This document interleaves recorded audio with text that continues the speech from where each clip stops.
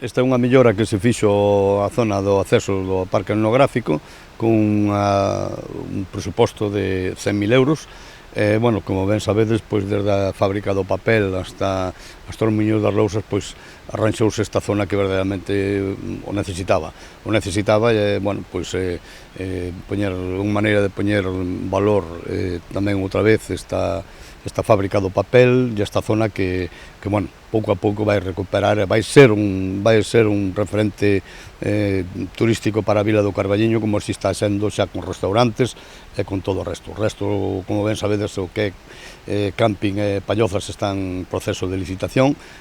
Bueno, pois esperemos que bueno, o atractivo turístico desta vila, este punto é impresionante.